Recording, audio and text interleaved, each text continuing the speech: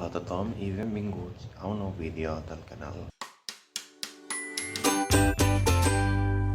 Avui parlarem dels nois de l'autor català Toni Sala i Serna. L'altra editorial, és el nom de l'editorial, no una altra editorial, va publicar la novel·la el 2014. Narra com la mort de dos germans d'un poble de Girona, Vidreres, afecta 4 persones diferents que també tenen una manera de viure força distinta. De nit, un parell de germans del poble, Xavi i Jaume, tenen un accident en la carretera nacional de camí al mateix poble i doncs la mort commociona tot el poble. Perquè Vidreres, quan el llibre es va escriure, tenia entre uns 7.000 i uns 8.000 habitants. Aleshores veiem un poc aquest ambient de poble, tothom es coneix, no? El llibre també s'estructura en 4 parts, cadascuna se centra en un d'aquests personatges. En tenim 2 que no són habitants del poble. En primer lloc, Ernest, que treballa al banc del poble. Veiem un poc aquesta perspectiva d'una persona que mai s'ha integrat al poble, que queda un poc sempre com el foraster. Una persona que mai inclouen realment en el que està passant.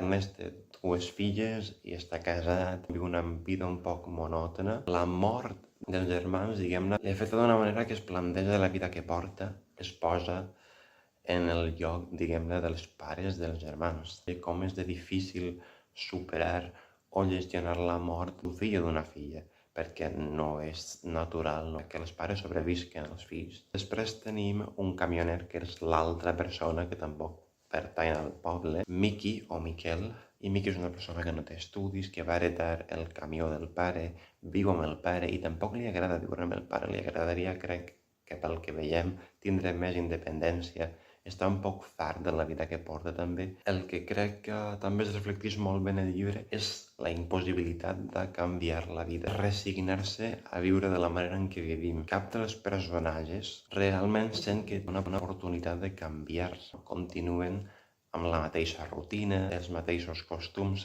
etc. I Miquel també és un personatge força violent i misògin. Veiem també un poc el món de la prostitució en la carretera nacional, no? que també passa per Vidreres i que va fins a la frontera amb França, la Jonquera, etc., que està farcida de prostíbuls. Veiem com funciona el món de la prostitució de manera un poc més per a damunt. Després tenim Jona, que és o era la xicota d'un dels germans que ha mort. Viu la mort dels germans amb més força i també se sent un poc culpable, és la que més coneix els germans, ha crescut amb els germans i hi ha lligams més enllà. Gràcies a això veiem les diferents maneres d'afrontar la mort, no? Ella al principi no pot realment processar el que ha passat, no és capaç de sentir realment res. Està un poc en una fase de negació, fa tots els possibles per intentar que la mort no la colpege, no? Amb cada mort que he viscut en la seva vida, en lloc d'anar acostumant-s'hi, si és que t'hi pots acostumar,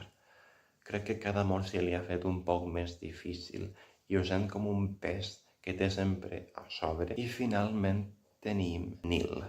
Nil també forma part del poble i ha crescut, però no volia continuar amb la vida rural, agrícola dels pares, no volia heretar els terrenys, volia ser artista.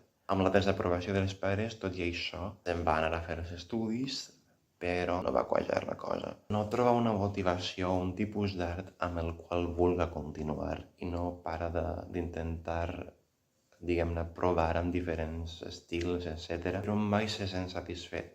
És un personatge, crec que, dels més complexos i després resulta ser dels més violents del llibre. No diré més per no desgraciar-vos la història. I una vegada més veiem com també els personatges es veuen abocats a repetir la història, no? En aquest cas, ell sent que acaba tornant al poble perquè no ha sabut continuar els estudis, no ha sabut triomfar com a artista, com als pobles, generació rere generació, les funcions, els costums s'hereden i està present al llarg de tot el llibre. A banda de tractar el tema de la prostitució, veiem molta violència, veiem també maltractament animal, és un avís que no és gaire fàcil de llegir. Alguns dels personatges tenen unes reaccions i uns comportaments que ens poden pertorbar una mica. I a veure, no m'amagaré, no ha estat un dels llibres que més m'han agradat enguany. No és que hagi estat una mala lectura, però realment tampoc m'ha portat moltes coses. Ens fa reflexionar, però